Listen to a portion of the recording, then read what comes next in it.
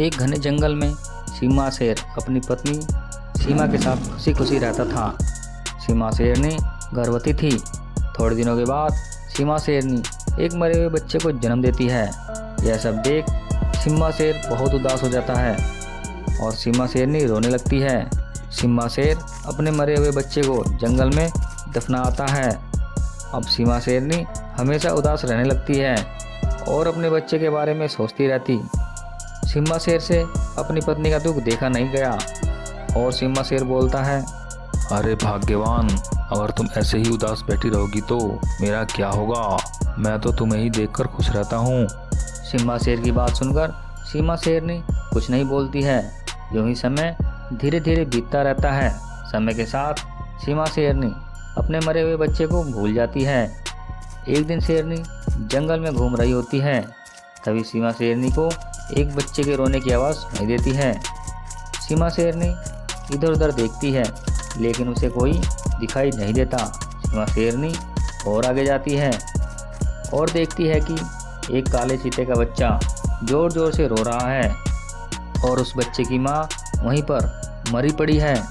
सीमा शेरनी बच्चे के पास जाती है और बोलती है, अरे ये बच्चा तो अभी बहुत ही छोटा है, इसे तो यह भी नहीं पता कि इसकी माँ मर गई है। अब इस बच्चे का क्या होगा। बच्चे के बार बार रोने की आवाज़ सुनकर सीमा शेरनी की ममता जाग जाती है और सीमा शेरनी बच्चे को अपना दूध पिलाती है। शेरनी का दूध पीते ही बच्चा रोना बंद कर देता है। अब सीमा शेरनी बच्चे को अपने साथ गुफा पर ले आती है। बच्चे को देख सीमा शेर बोलता है, अरे भाग्यवान, ये किस बच्चे को अपने साथ ले आई हो। ये बच्चा मुझे जंगल में मिला था और इस बच्चे की माँ को किसी ने मार दिया था। अब से ये बच्चा हमारे साथ ही रहेगा और मैं इस बच्चे की माँ की तरह देखभाल करूँगी। ठीक है भाग्यवान, जैसे तुम्हें अच्छा लगे। आज से हम इस बच्चे को बगीरा के नाम से बुलाएंगे और मैं इस बच्चे को जंगल के सारे तौर तरीके सिखाऊंगा और इसे ताकतवर बनाऊंगा। अब सीमा शेर और उसकी पत्नी सीमा शेरनी बगीरा के साथ खुशी खुशी रहने लगते हैं। बगीरा भी सीमा शेरनी को अपनी माँ समझने लगता है और सीमा शेर बगीरा को जंगल के सारे तौर तरीके सिखाने लगता है। यूं ही समय धीरे धीरे बीतता रहता है और कई वर्षों के बाद बगीरा जवान हो जाता है और बगीरा बहुत ताकतवर बन जाता है। बगीरा जंगल के जानवरों की मदद करता और उनकी रक्षा करता।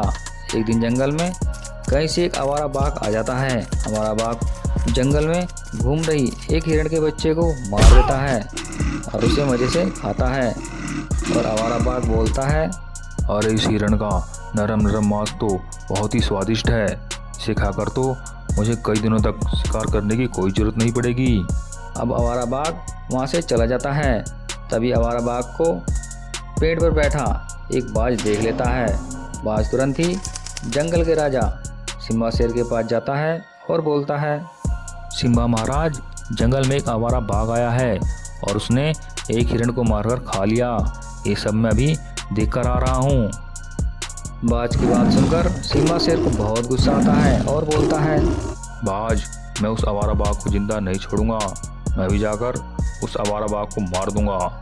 इतना कहकर सिम्बा शेर आवारा बाघ को मारने जंगल की तरफ चल देता है और थोड़ी देर में सिम्बा शेर आवारा बाघ के पास पहुंच जाता है और बोलता है, अरे आवारा बाघ, तू मेरे जंगल में आकर निर्दोष जानवरों को शिकार करके खा रहा है। हा हा हा हा। अरे सिम्बा शेर, अभी मैंने एक जानवर का शिकार किया है। मैं तो तेरे जंगल के सभी जानवरों का शिकार करके मज़े से खाऊंगा। हा हा हा हा। आवारा बाघ, लगता है तू पागल हो गया है जो तू मेरे सामने ऐसी बातें कर रहा है। मैं अभी तुझे मार देता हूँ और अपने जंगल के जानवरों के मौत का बदला लेता हूँ। अरे सिम्बा शेर, तू क्या मुझे मारेगा? तू तो अब बहुत ही बूढ़ा हो गया है। तू मेरा सामना नहीं कर सकता। चला जा यहाँ से। अभी भी तेरे पास समय है, नहीं तो मेरे हाथों मारा जाएगा। आवारा बाघ की बात सुनकर सिम्बा शेर को बहुत गुस्सा आता है और सिम्बा शेर आवारा बाघ पर हमला कर देता है। बाघ भी सिम्बा शेर पर हमला कर देता है। दोनों में लड़ाई होने लगती है।